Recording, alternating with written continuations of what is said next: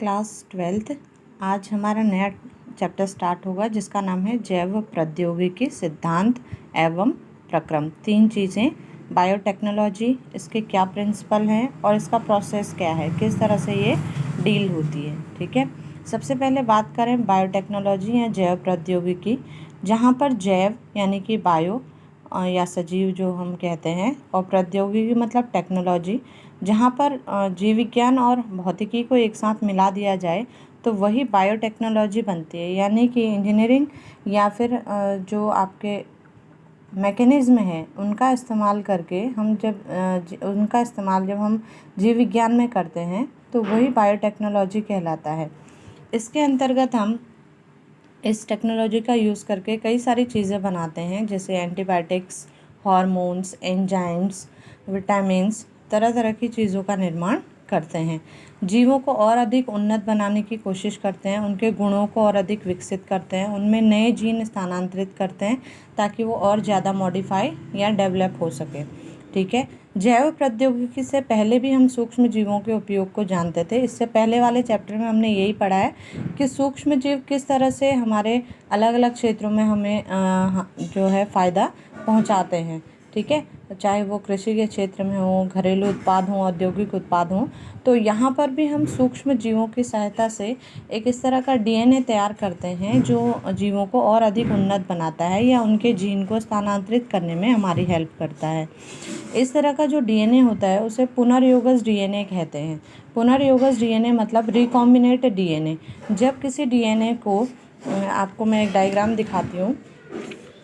ये सामान्य डीएनए है जो मनुष्यों में पाया जाता है, ये इसी तरह का होता है। और ये एक प्लाज्मिक डीएनए है जो सूक्ष्म जीवों में पाए जाने वाला डीएनए है। ये वृत्ताकार होता है, यानी कि कुंडलित इस तरह से सर्कल में होता है, और हमारा डीएनए लीनियर होता है, इस तरह से रेखीय क्रम में होता है। जब हम किसी जो प्लाज्मिक डीएनए, इनका बहुत अच्छी क्वालिटी है कि ये किसी भी शरीर में प्रवेश करने पर उसके डीएनए से बहुत आसानी से जुड़ जाते हैं। यहाँ पर अगले प्रोसेस में आपने देखा होगा हमारे डीएनए के कुछ खंड को काट दिया गया है। ये वो खंड है जिसमें हमें किसी अच्छे जीन की उपस्थिति मिली है। हम चाहते हैं कि इस खंड में जो भी जीन उपस्थित है वो हम बहुत ज़्यादा मात्रा में, जैसे इंसुलिन बनाने के लिए अगर कोई जीन उत्तरदायी है, माना वो डीएनए के इस खंड में है, तो हमने इसे काट कर अलग कर दिया और प्लाज्मिक डीएनए को भी उसी खंड से काट दिया। काटने का मतलब ये नहीं कि आप कहीं से भी उठाएं और इसको काट दें, इसके प्रोसेस होती है जिसे हम आगे पढ़ेंगे। हमने इस खंड को काटा और प्लाज्मिक डीएनए को भी अलग किया काट कर, और फिर इस डीएनए खंड को जो हमने इससे प्राप्त किया था उसे हमने प्लाज्मिक डीएनए के साथ जोड़ दिया। ये आपको यहाँ पर दिखाई दे रहा है। ठीक है, तो इस तरह जो ये डीएनए बना है इसे ही हम कहते हैं रिकॉम्बिनेट डीएनए। ठीक है, अब इस रिकॉम्बिनेट डीएनए की सहायता से हम जब किसी जीन में इसको डालते हैं तो इस तरह से बना हुआ जो जीव होता है वो आनुवांशिक रूप से रूपांतरित हो जाता है, यानी कि मॉडिफाई हो जाता है। इन्हें जीएमओ कहा जाता है, यानी कि जेनेटिकली मॉडिफाई ऑर्गेनिज्म, आनुवांशिक रूप से रूपांतरित जीव जिन्हें कहते हैं। ठीक है, टेक्नोलॉजी की परिभाषा देते हुए EFB यानी कि यूरोपियन फेडरल ऑफ टेक्नोलॉजी जो है उसने ये परिभाषित किया है कि सूक्ष्म जीवों की कोशिकाएं या उनके अणुओं के आधार पर हम जिन पदार्थों का निर्माण करते हैं या संयोजन करके जो तकनीक यूज़ करते हैं उसी को बायोटेक्नोलॉजी कहते हैं। बायोटेक्नोलॉजी तीन चीज़ों पर निर्भर करती है, अभी हमने पढ़ा। एक तो उसके सिद्धांत, दूसरे उस सिद्धांत फर्स्ट हो गया सिद्धांत, दूसरा हो गया कि उस सिद्धांत को अप्लाई करने के लिए हम किन किन साधनों का यानी कि टूल्स का यूज़ करते हैं, और तीसरा हो गया कि प्रक्रम, उन टूल्स की सहायता से इस प्रोसेस को किया कैसे जाता है। तो तीन चीज़ें हो गई, एक तो जैव प्रौद्योगिकी के सिद्धांत, दूसरा है साधन या टूल, और तीसरा है प्रक्रम या प्रोसेस।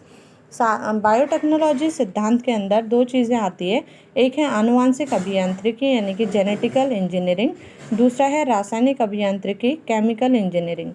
आनुवांशिक अभियांत्रिकी एक तरह से आप कह सकते हो कि इसे टेलरिंग भी कहा जाता है, यानी कि टेलरिंग ऑफ डीएनए भी कहा जाता है, क्योंकि इसके अंदर हम डीएनए खंडों को केवल पहचानते हैं, उनको काटते हैं, काट कर फिर दूसरे डीएनए के साथ जोड़ने का काम करते हैं। ठीक उसी तरह जिस तरह एक टेलर कपड़े को काटता छांटता और फिर जोड़ने का काम करता है। तो यहाँ पर पॉल बर्ग जो थे उन्होंने इस टेक्निक का यूज़ किया था। तो यही इनके जनक भी माने जाते हैं जेनेटिक इंजीनियरिंग के।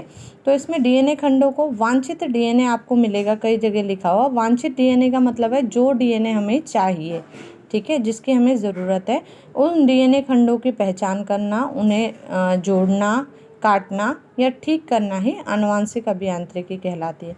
जबकि जो केमिकल अभियांत्रिकी यानी कि रासायनिक अभियांत्रिकी है, उसके अंतर्गत हम इन चीज़ों का इस्तेमाल करके, ये जो रिकॉम्बिनेट डीएनए हमने तैयार किया है, इन सभी चीज़ों का इस्तेमाल करके हम एंटीबायोटिक्स, एंजाइम्स, विटामिन्स या हार्मोन्स को तैयार करते हैं। उनके लिए एक इस तरह का वातावरण बनाते हैं जहां हम इनका निर्माण कर सकें। तो ये दो सिद्धांत हो गए, एक आनुवांशिक अभियांत्रिकी द्वारा डीएनए को काटना, छांटना, उसकी पहचान करना और उसे जोड़ना, और दूसरा हो गया कि इनकी सहायता से फिर एंटीबायोटिक्स, हार्मोन्स या फिर बैक्टीरिया को यूज़ करते हुए एंजाइम्स वगैरह सब चीज़ों को तैयार करना, ठीक है।